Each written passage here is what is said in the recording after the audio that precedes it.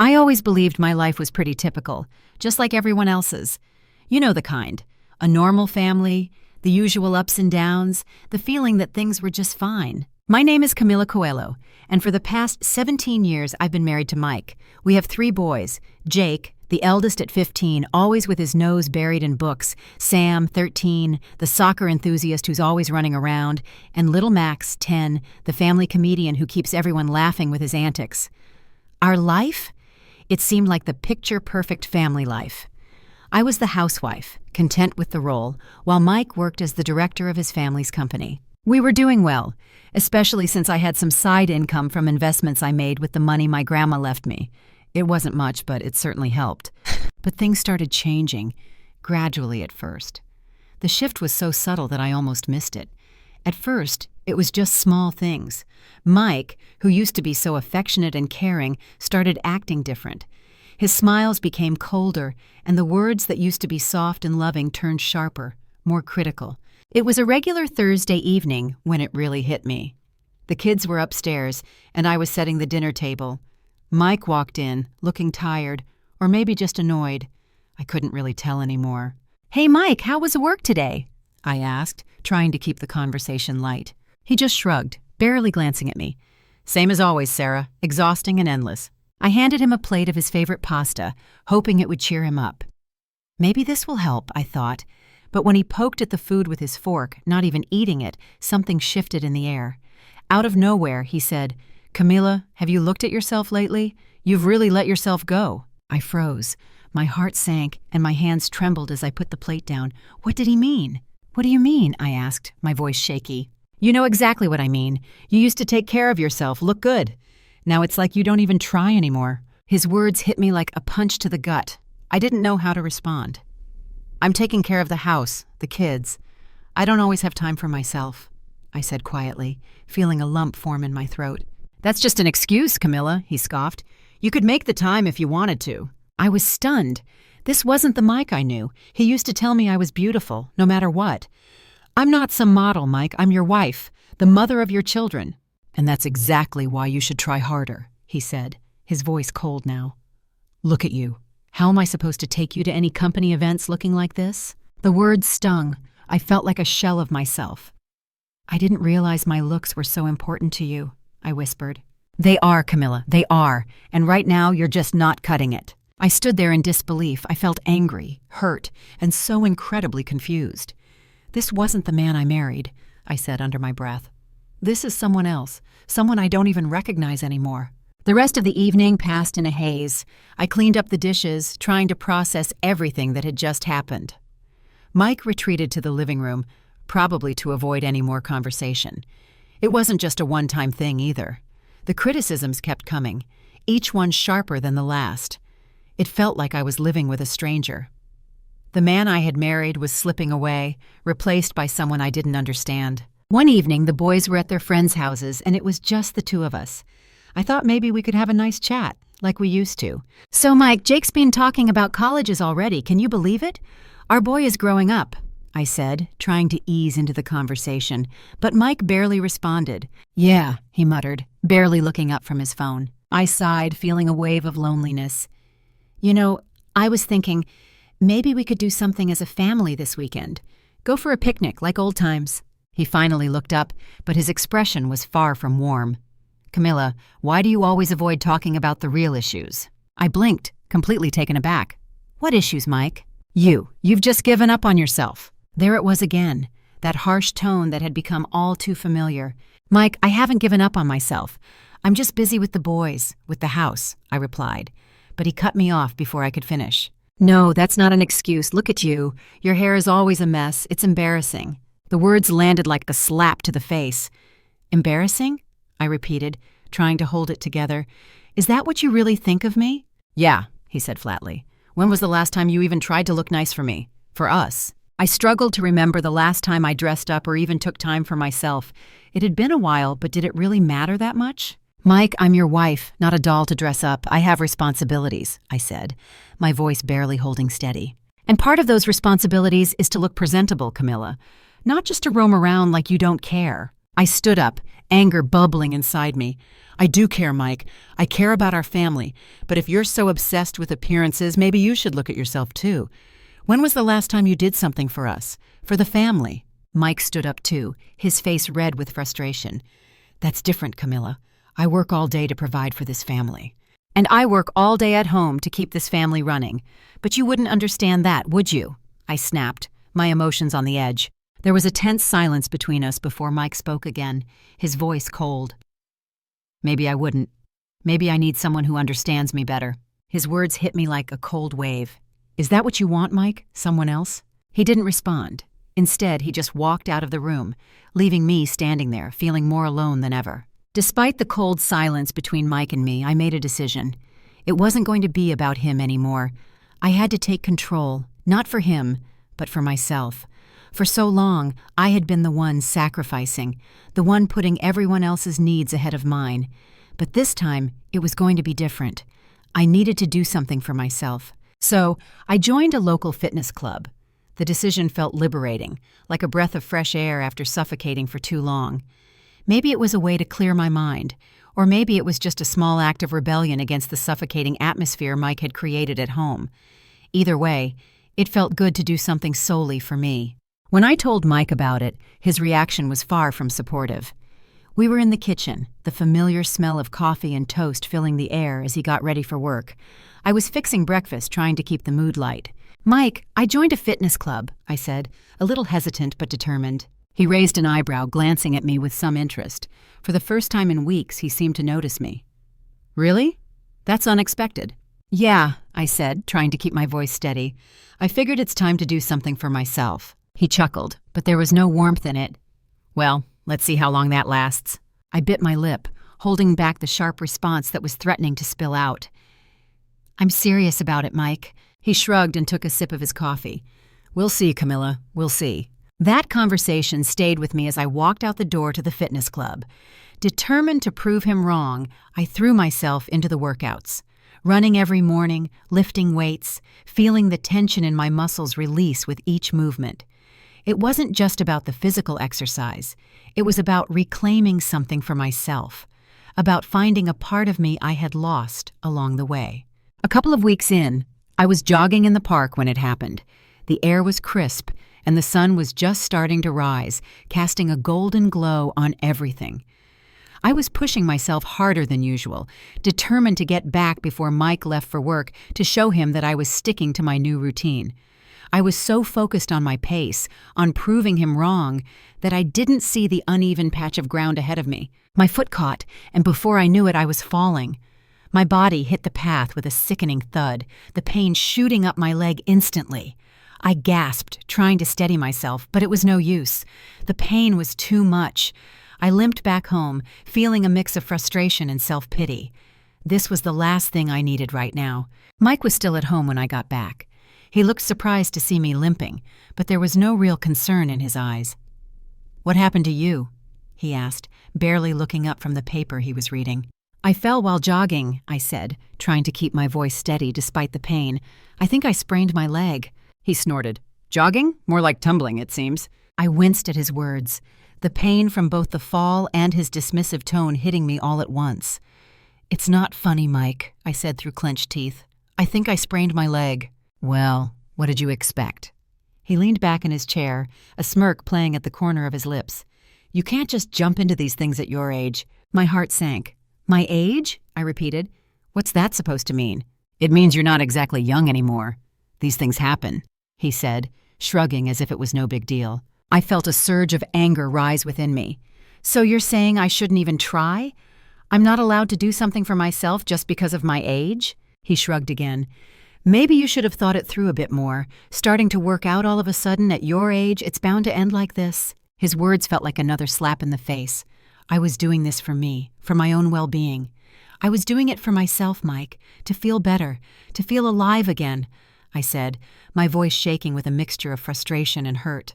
"Well, looks like that backfired, didn't it?" he said, his tone dismissive as he picked up his coffee. I didn't have the energy to argue anymore. I just wanted to sit down, to rest my leg and let the pain subside. I watched as Mike left for work, leaving me alone with my thoughts. It was the same old story. No matter what I did, it was never enough for him. He didn't see me, not really. He didn't see all the hard work I put into our family, into keeping things together. The days that followed were tough. My leg was in a brace, and I felt physically and emotionally drained. Mike's attitude didn't help either. It was as if he found some twisted satisfaction in my misfortune. I stayed in my room more, keeping to myself, trying to get through the day without triggering another argument. Then, one Wednesday afternoon, the doorbell rang. I wasn't expecting anyone, and at first, I thought it was just a neighbor or someone from the fitness club. But when I opened the door, I was met with a young woman, probably in her late 20s, standing there with a look of confidence that made my stomach turn. "I'm Amanda," she said, as if her name was supposed to mean something to me. "I think we need to talk about Mike." I froze. My mind raced, my heart pounding in my chest. "Mike? What about him?" I asked, trying to keep my voice steady, though I had a sinking feeling I knew exactly what was coming. She walked past me without waiting for an invitation, her gaze taking in the room as she did. "I think it's time you knew. Mike and I have been seeing each other. We're in love, and he's going to leave you for me." The words hit me like a freight train. I couldn't breathe, couldn't think straight. "What are you talking about?" I asked, my voice barely above a whisper. "I'm talking about Mike, your husband. He's done with you, and he's moving on with me." She walked into the living room as if she owned the place, sitting down without so much as a glance at me. I followed her, my legs feeling like lead. "No, that's impossible. Mike would never do that." "Oh, but he would, and he is," she said, her voice dripping with arrogance. "He's tired of you, Camila. He wants someone young, someone exciting, not a housewife who can't even take care of herself." I felt the tears welling up, but I fought them back. I wouldn't let her see me crumble. "You don't know anything about us, about our life." "I know enough," she said, her smile cold.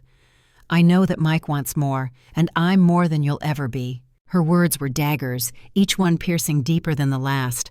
But I wasn't going to let her win. I wasn't going to let her tear me apart. "You're wrong. He won't leave me. He can't." Amanda stood up, ready to leave, her heels clicking against the floor as she made her way to the door. "Believe what you want, Camila, but it's happening. Mike is mine now, and there's nothing you can do about it." She walked out, leaving me standing there in shock, anger, and disbelief. But as the minutes ticked by, something inside me clicked. This wasn't the end. Not for me. Not for my family. That evening, as soon as Mike walked through the front door, I was waiting. The shock from Amanda's visit hadn't worn off, but it had been replaced by something fiercer, clarity. I wasn't going to tiptoe around this. I deserved the truth. "We need to talk," I said, standing in the middle of the living room, arms crossed, heart pounding. Mike looked at me, confused at first, then wary. "What's wrong?" he asked. "A woman came to the house today," I said slowly. "Amanda, she said you're leaving me for her." I watched his face change. There was no shock, no denial, just a sigh. He ran a hand through his hair like he always did when he was trying to find the right words. "It's true," he finally said, not even trying to sugarcoat it. I stared at him, feeling my stomach twist. "How long, Mike? How long have you been lying to me?" "It's not about how long," he replied, looking down. "It's about what we've become." "What we've become?" I said, incredulous. "No, Mike, this is about what you've become." He looked away, unable to meet my eyes. "I never meant to hurt you," he mumbled. "But I can't stay in this marriage. I need more." I felt the tears threatening again, but I refused to let them fall. I stood tall. "So you want a divorce?" He nodded. "Yes, I do." I was silent for a moment. My heart hurt in ways I didn't know it could. This was the man I had built my entire adult life with, the father of my children, the one I thought would grow old with me. But instead of breaking, something inside me solidified. "I'll give you your divorce, Mike," I said finally. "But one day you're going to regret this. You'll look back and realize what you lost." He didn't reply. He just walked away, like it was any other night, like he wasn't walking out on 17 years of marriage. In the days that followed, the grief came in waves, but so did something else. Resilience. I realized I didn't want to just survive this. I wanted to rise from it. My boys needed me. I needed me. A few weeks later, I did something that shocked even myself. I told Mike I was moving out and that the boys were staying with him. We were sitting in the same living room where the truth had come crashing down. The room felt colder now, emptier. "I've made a decision," I said calmly. "I'm moving out." Mike's head snapped up. "What, move out? What about the boys?" "They're staying with you," I said, my voice unwavering. He looked stunned. Camila, you can't be serious. They need their mother. They also need their father, I replied. And maybe this will help you understand what it's like to be a parent full-time, not just the fun weekends or the occasional school drop-off. He ran his hands through his hair, clearly frustrated. Camila, this is crazy. You can't just dump the kids on me and walk away. I'm not dumping them, I shot back. I'm giving you a chance, a real chance to be the father they deserve. He stood, pacing now. And what about Amanda? How am I supposed to explain this to her? I shrugged. That's your problem, Mike. You made your choice. Now you deal with the consequences. He stopped pacing, turning to face me. Camila, please, don't do this. It's not fair to the boys. What's not fair is what you've done to us, I replied, my voice cold. You made your bed. Now lie in it. He collapsed onto this couch, defeated. I can't believe you're doing this. For a moment, I felt the flicker of sympathy, but I pushed it down. This wasn't just about emotions anymore. This was about survival. I'll still be in their lives, I said softly. I'll visit, I'll call, but this is your chance to step up. And then I left. I packed a small suitcase, kissed my boys goodnight, and walked out of the house I had once called home. It wasn't easy. In fact, it was the hardest thing I'd ever done. But I knew it was necessary. I moved into a tiny apartment across town. It was small and far too quiet, but it gave me space to think, to heal, to plan what came next. It didn't take long before the phone calls started. I was sipping coffee one morning when my phone rang. It was Mike, and he sounded frantic. Camila, you need to take the kids. I can't do this. I took a deep breath. Mike, we agreed. They're staying with you. It's too much, he said, his voice breaking. Work is crazy, and Amanda, she's not coping with them. They're driving her nuts. I almost smiled, just a little. I had seen this coming. You wanted a life with her, Mike. This is part of it. They don't listen to me, he said. They keep asking for you. It's chaos here. Sounds like parenting, I said coolly. Welcome to the last 15 years of my life. There was a long pause. I didn't think it would be this hard, he muttered.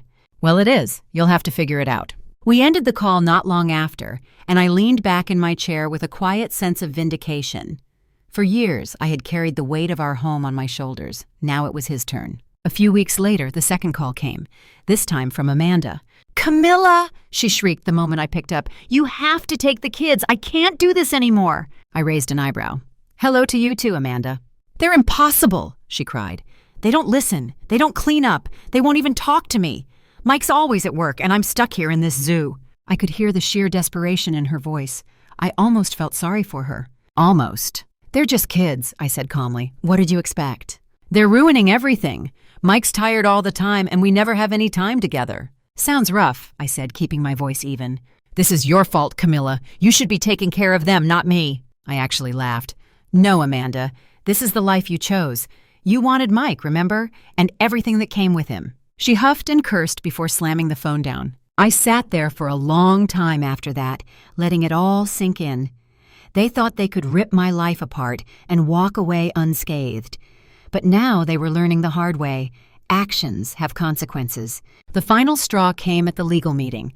The divorce, the custody, the money, it all came to a head. Mike showed up looking haggard, Amanda by his side, her smile replaced by a permanent scowl.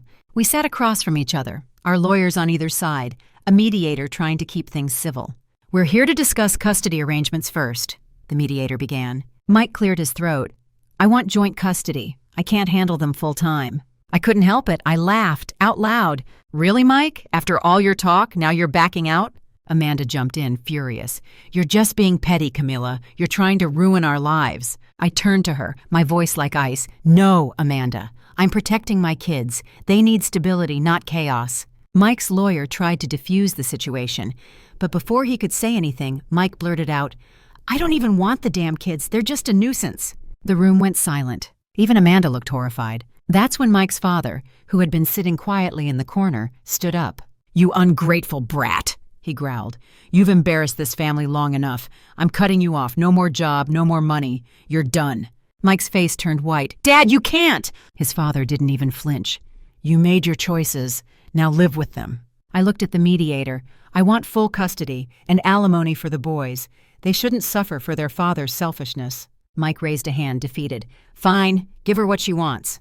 Amanda didn't say a word. I walked out of that office with my head held high. It wasn't just about winning. It was about reclaiming myself, my voice, my strength. The day I walked out of that lawyer's office, custody agreement in hand and a fresh start ahead, I felt something I hadn't felt in a long time.